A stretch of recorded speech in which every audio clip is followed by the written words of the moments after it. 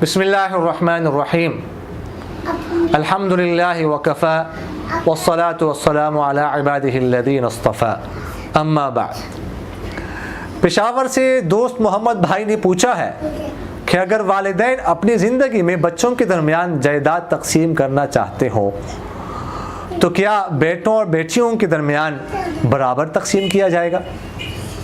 دیکھیے گا، اگر کوئی والدین اپنی زندگی میں جائیداد تقسیم کرنا چاہتے ہیں تو یہ بات ذہن میں رکھیے گا کہ اپنی زندگی میں اپنی جائیداد تقسیم کرنا، اس کو ہبہ کہتے ہیں، یہ گفٹ ہے، یہ میراث نہیں ہے۔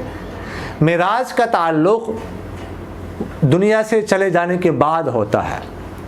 میراث جو ہے وہ تب، کسی کا مال میراث تب بنتا ہے جب وہ دنیا سے رخصت ہو جائے۔ جب تک والدین زندہ ہے تو ان کا مال میراث نہیں بنا، تو لہٰذا جب میراث نہیں بنا تو کسی کا اس میں حق بھی نہیں ہے۔ اگر وہ تقسیم کرنا چاہتے ہیں تو اس کی حیثیت میراث کی نہیں ہے، اس کی حیثیت ہبہ، گفٹ کی ہے۔ تو چونکہ مال کی حیثیت ہبہ کی ہے، اس لیے بہتر یہ ہے کہ بیٹوں اور بیٹیوں کے درمیان برابر تقسیم کیا جائے۔ جتنا بیٹے کو دینا ہے اتنا ہی بیٹی کو دیا جائے،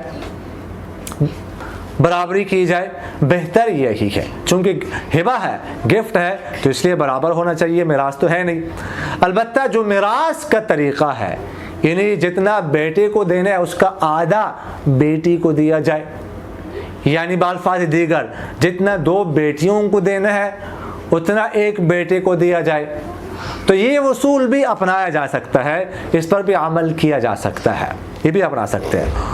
اور جیسے میں نے آپ سے عرض کیا کہ بہتر تو یہ ہے کہ برابری ہو، دونوں میں برابری ہو۔ البتہ اگر کوئی معقول وجہ موجود ہو تو پھر کمی بیشی بھی کی جا سکتی ہے اولاد کے درمیان۔ مثلا کوئی بیٹا بیٹی جو ہے وہ اس کا کاروبار نہیں ہے، یا کسی کی اولاد زیادہ ہے، یا کوئی جو ہے نا خدمت کرتا ہے، یا کوئی محتاج ہے، کوئی معذور ہے، کما نہیں سکتا، یا کوئی اور وجہ اگر موجود ہو تو پھر جو ہے وہ کمی بیشی بھی کی جا سکتی ہے، کسی کو زیادہ بھی دیا جا سکتا ہے۔ لیکن معقول وجہ کے بغیر کمی بیشی کرنا یہ درست نہیں ہے۔ والدین کو چاہیے کہ وہ اولاد میں برابری کا خیال رکھے، کمی بیشی نہ کرے، انصاف کا خیال رکھے۔ اور یہ بھی ذہن میں رکھیے گا کہ والدین کو یہ بھی چاہیے کہ اپنی زندگی میں ایک اچھی مقدار جو ہے وہ اپنے پاس رکھے، جائیداد یا اماؤنٹ کی، اس لیے کہ کچھ پتہ نہیں چلتا۔ ایسا ہمارے سامنے ایسی بہت ساری مثالیں موجود ہیں کہ والد صاحب نے جائیداد اپنے بیٹوں کے نام لگوائی، اس کے بعد بیٹوں نے ان کا جاؤ تم فارغ ہو، گھر سے ہی نکال دیا۔ تو اس لیے ایک اچھی مقدار، معتدلی مقدار جو ہے وہ اپنی مٹھی میں رکھنے چاہیے، تاکہ بعد میں پچھتاوے کا سامنا نہ کرنا پڑے۔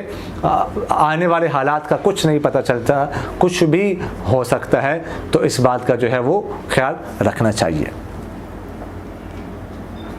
ایک صاحب نے سوال کیا کہ ایک شخص رکشہ خرید کر دوسری کو رینٹ پر دیتا ہے کہ ماہانہ 15,000 مجھے دینا ہے، اس کے علاوہ جتنا کمائیں گے وہ آپ کا ہوگا، کیا ایسا کرنا جائز ہے؟ جی ایسا کرنا جائز ہے۔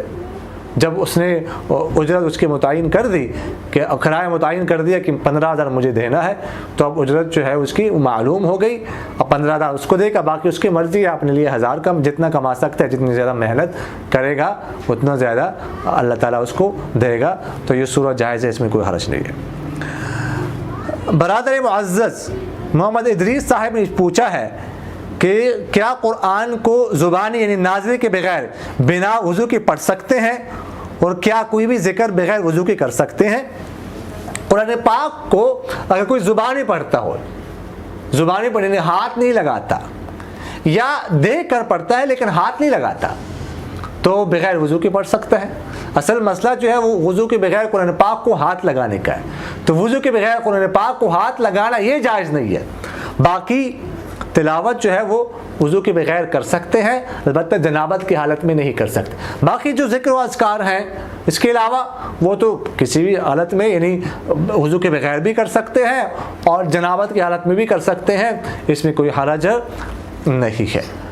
اقول قولی ھذا استغفر اللہ لی ولکم ولسائر المسلمین فاستغفروہ انہ هو الغفور الرحیم۔ دل بدل دے، میرا دل بدل دے، میرا دل بدل دے، میرا دل بدل دے۔